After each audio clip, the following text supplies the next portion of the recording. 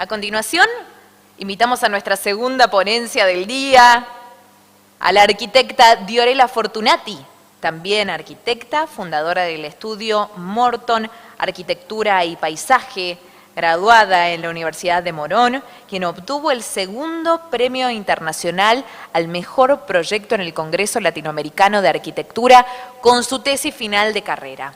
Sus obras obtuvieron variados reconocimientos y formaron parte de diversas bienales nacionales e internacionales, como en la Bienal 18 Internacional de Arquitectura de Buenos Aires, la Bienal de Nueva York y la Bienal Nacional de Arquitectura y Urbanismo. Es creadora y oradora del curso de Expresión Material y profesora invitada por diversas universidades, desde Buenos Aires hasta otras.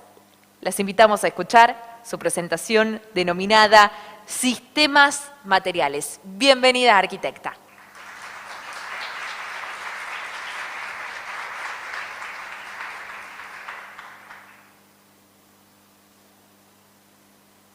¿Ahí se escucha? Ok. ¿Se escucha? Ahí está. Ahora sí, ahí me di cuenta. Bueno, buenas tardes a todos. A ver. Ahí va. Bueno, como dijeron recién, la verdad que no sabía que iban a hacer una presentación previa. Mi nombre es Diorela Fortunati y lo primero que quería hacer es agradecerle este espacio a todas las mujeres que lo estuvieron programando, digamos, que le dedicaron tiempo. Para mí es un momento muy relevante, muy importante poder compartir, poder conocernos en muchos casos. Así que bueno, muchas gracias por este quinta edición de Encuentro de Mujeres Arquitectas. Bueno, paso a contarles que yo vengo de Buenos Aires.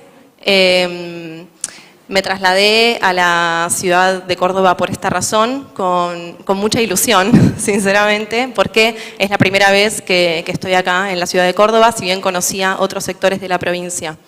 Y ese traslado que tenía que durar 1 hora 20 normalmente en avión, terminó siendo, a raíz del paro que hubo de maleteros el lunes, unas 18 horas varadas en el aeropuerto, con lo cual esa ilusión que tenía de poder recorrer la ciudad a pie y un poco utilizar también este encuentro como marco de seguir estudiando arquitectura, que es lo que hago todos los días de mi vida, bueno, se vio afectado por eso y en vez de llegar a las 7 de la mañana, terminé a las 10 de la noche.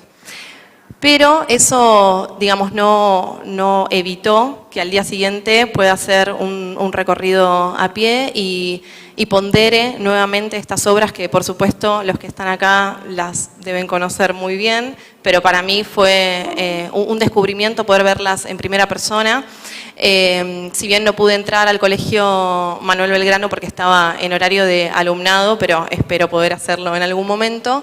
Y, bueno, el Palacio Municipal 6 de Julio, en donde la verdad que me impresioné con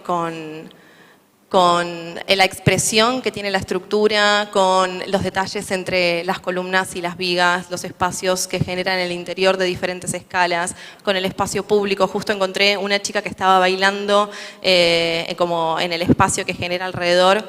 Y bueno, me sirve también para nombrar inicialmente cuán importante que es también generar espacio público en todas las obras, ¿no? También en las privadas.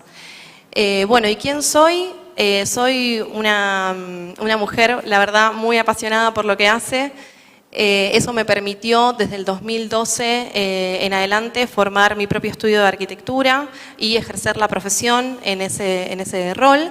Pero al mismo tiempo, como en este caso voy a presentar algo que es más de la academia, me pareció relevante nombrar que desde mi formación de grado seguí estudiando en diferentes universidades, que me gusta mucho virar la mirada y tratar de formarme en diferentes lugares, y por eso estuve haciendo un posgrado en la Universidad Torcuato Di Itela, también estuve haciendo workshops en FADU, con el arquitecto Solano Benítez y el Centro Poiesis, y por último en la Universidad Nacional del Litoral. Lo que vamos a ver hoy es una investigación que vengo haciendo desde el 2017, que se llama Sistemas Materiales, y digamos que no es algo que haya tenido una continuidad necesariamente en el tiempo o que haya sido constante, pero sí que atraviesa todos estos 10 años de profesión, ¿no? Y es esto lo que les vengo a compartir, o sea, un proceso, más que nada, que está abierto y que espero seguir trabajando en él. Una metodología que tengo desde que soy estudiante, que la aprendí como estudiante y que la mantengo, es buscar cuando hay, digamos, un tema que me interesa, volver a buscar las palabras en el diccionario. O sea, por más que parezca algo muy, muy básico, buscar la etimología de cada una de las palabras nos puede dar como una base para a partir de ahí seguir ahondando, ¿no? Y bueno, cuando voy a buscar la palabra sistemas, me encuentro con esta definición, que es un conjunto de reglas, principios o medidas que tienen relación entre sí. O sea, me voy a ponderar, en este caso, la parte de la relación entre sí, ¿no? Como no solo las partes, sino el vínculo. Después vamos a volver ahí. Y cuando voy a buscar la palabra materiales, sí, ahí me sorprendo un poco porque esta definición la verdad es que no la tenía a priori, que es tener naturaleza real, naturaleza virtual o ser totalmente abstractos. Entonces, digamos, lo que pensé fue que tenía como que redefinir cuáles son los materiales con los que trabajamos, porque normalmente trabajamos o contemplamos como material los materiales físicos y los consideramos inclusive inertes, ¿no? O sea, que no cambian a través del tiempo. Entonces, lo que vamos a ver ahora es una secuencia de diferentes materiales que considero que están como más en el marco de lo abstracto, por así decirlo, con la ilusión de que ustedes también se hagan esa pregunta y puedan ampliar como esta lista que les traigo acá, que es finita y que obviamente está condicionada por mi mirada personal, ¿no? Por mi mirada particular. En primer lugar, la utilización de los reflejos con esta obra de Solano Benítez y la utilización, digamos, del espejo sobre una estructura, la utilización de la vegetación, la materialización prácticamente que hace de la luz campodónico, nuevamente Le Corbusier, pero con el, digamos, con el punto del observador en diferentes lugares del espacio, ese recorrido en el tiempo, y Shigami con nuevamente los reflejos, en este caso sobre el vidrio. ¿Cuántas veces no tenemos en cuenta que el vidrio no es solamente traslúcido, sino que en algún momento refleja parte del entorno y cómo eso vira, cambia cuando pasa el día y se prenden las luces en el interior del lugar? El uso de la escala en relación con un entorno, en este caso de Barragán, y cuando aparece la escala humana, cuán monumental nos resulta esa escala previa. La repetición de un objeto estructural, de una parte estructural en el caso de Zumthor para enfatizar una perspectiva. En el caso de Besonías, la utilización de la sombra, que lo pongo como en contraposición con lo que veíamos antes de la luz, para enfatizar el encuentro entre dos partes estructurales y que parezca que esto flota, o sea, que enfatice como esa parte dramática, por así decirlo. También este es el mismo espacio, pero con el paso del tiempo, cómo a veces perdemos de vista cómo envejecen los materiales, cómo es el paso del tiempo sobre las cosas. En esos dos tabiques que son de la misma materialidad y que están en el mismo lugar, uno se ve percudido con el crecimiento de microorganismos porque está con una orientación completamente distinta del otro, y aparte cómo el agua juega también un rol importante en este caso porque escurre sobre ese tabique, ¿no? que ha cambiado su color en el tiempo. Mientras que el otro no. También considerar el agua como un posible material. En este caso, el peso, esta es una estructura, no sé si la conocen, de Ishigami, en donde la morfología inicial está pretensada en el sentido completamente opuesto y luego se posan elementos de peso sobre esa estructura para lograr el equilibrio en una línea recta. También el peso, en el caso de Rafael Iglesias, pero en otra escala, una escala de vivienda para lograr el equilibrio. El caso de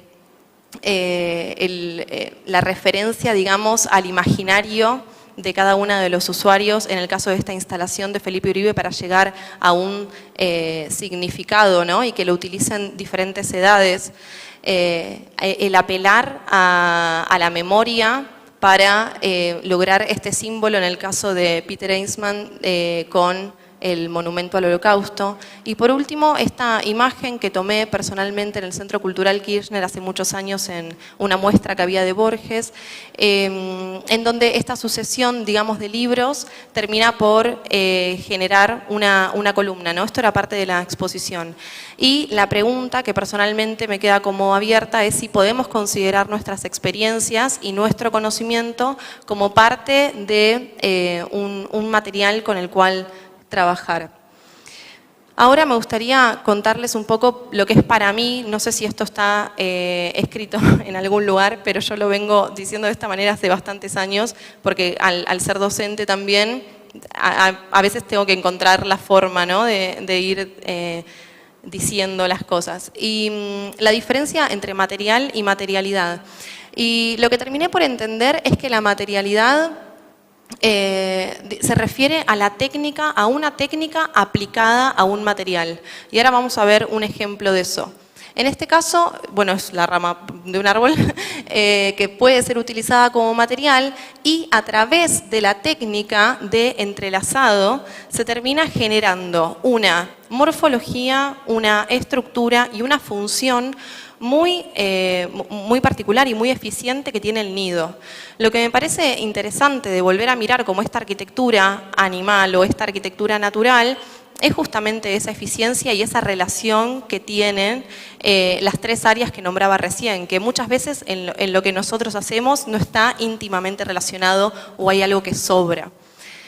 A diferencia de lo que es ese mundo natural, nosotros no trabajamos con una materia prima como sí lo hace, ¿no? La naturaleza, los animales, sino que trabajamos con una materia que está intervenida por un mercado, por una industria, por supuesto, para su conveniencia. Entonces, si bien no voy a ahondar en este tema, porque es un tiempo breve el que puedo exponer, sí dejar como abierto esto de que hay muchos arquitectos que trabajan con lo que sucede antes, ¿no? De la industrialización, o sea, como volver a esa materia prima y qué propiedades tiene. Me parece que para ejemplificar esta diferencia entre material y materialidad, es bueno este ejemplo, que no sé si habrá docentes acá, me imagino que sí.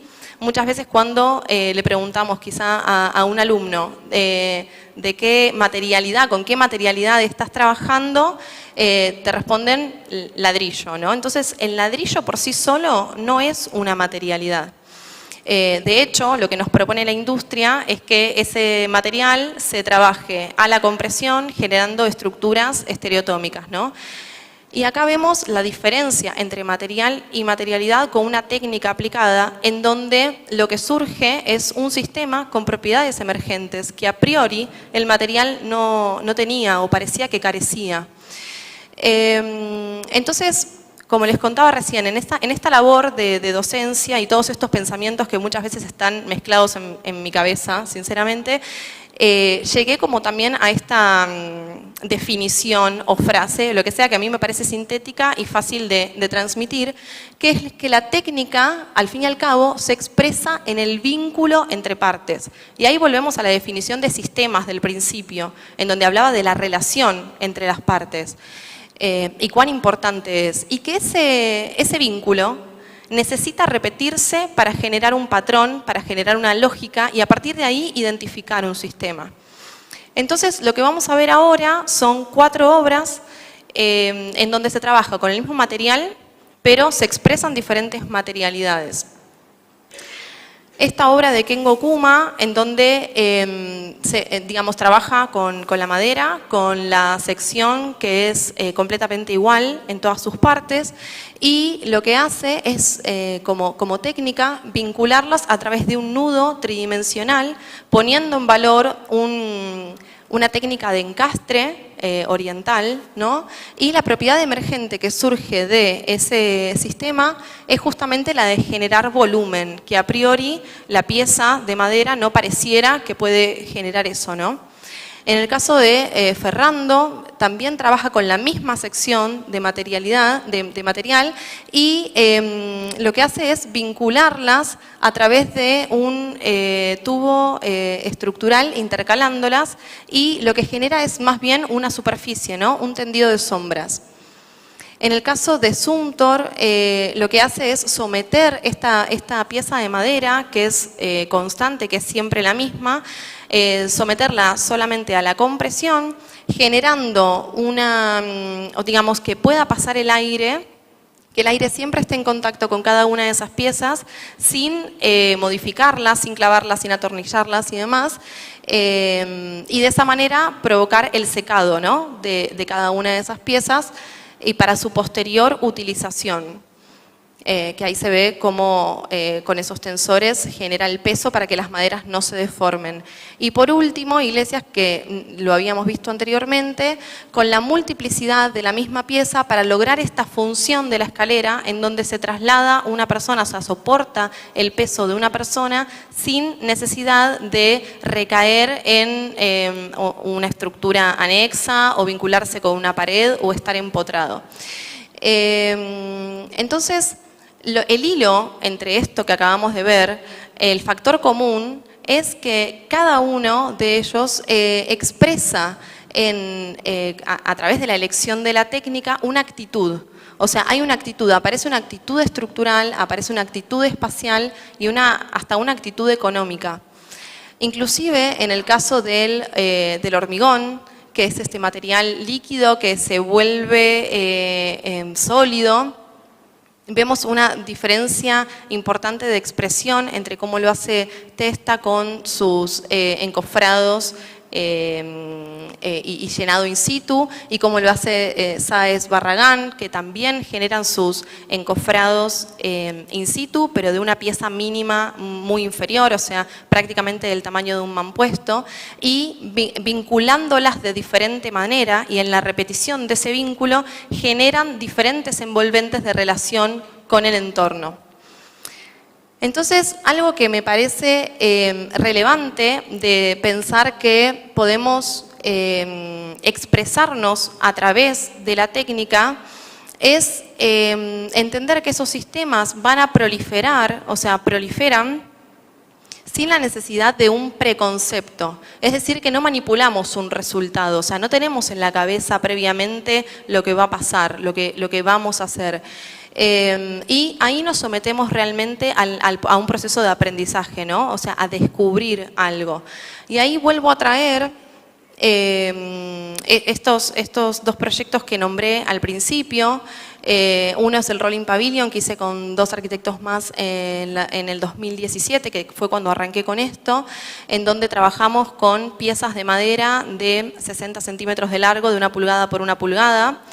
Y les aseguro que no estaba en mi imaginario para nada cómo llegar a estas morfologías ni a esas propiedades emergentes estructurales que pudimos llegar a través de estudiar como el vínculo entre esas piezas. Lo mismo sucedió con este otro pabellón en el 2021 en la Universidad del Litoral, en donde ya con esos años transcurridos hicimos una primera maqueta de sorbetes vinculados entre sí, generando como estos pocos puntos de apoyo, pero después pusimos el foco en lo que es el vínculo, ¿no? O sea, el vínculo, generamos una pieza de vinculación a estos caños o tubos estructurales.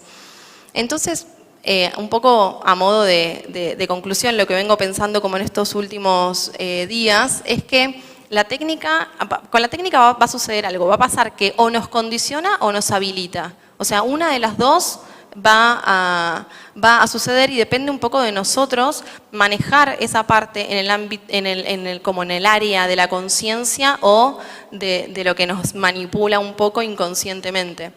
Y eso lo veo muy palpable en lo que es el ejercicio de la docencia en el taller, porque si bien nosotros no hablamos de estos temas necesariamente, ni vemos la arquitectura quizás desde este punto de vista, sí habilitamos la interpretación de esos entornos urbanos o de esas estructuras preexistentes para operar después sobre ellas, y lo que termina pasando es que cada uno de los estudiantes termina por utilizar una técnica diferente de representación.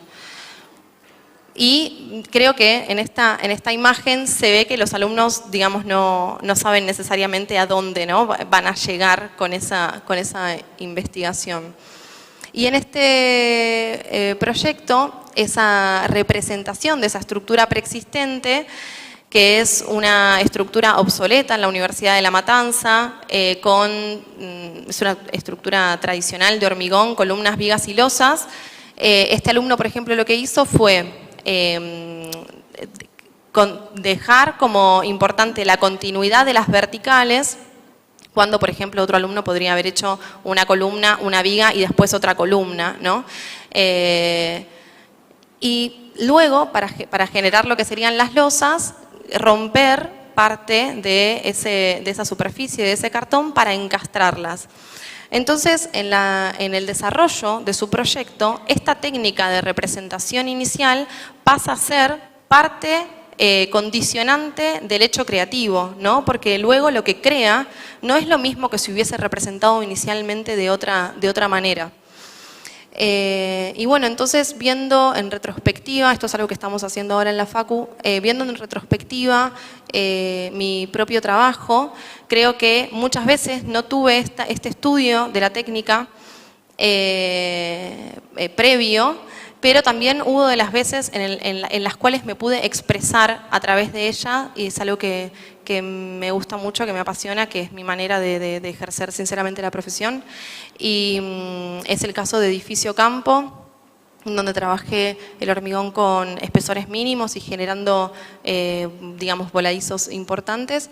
Y de hecho pude generar también este curso en donde veíamos la ejecución de esa técnica con otros profesionales. Y es el caso también de Casa Laguna, que nos enfocamos aún más en el armado de los encofrados con diferentes texturas para ponderar distintos elementos estructurales y su expresión, ¿no?, en ese espacio. Así que bueno, eso es todo y muchas gracias.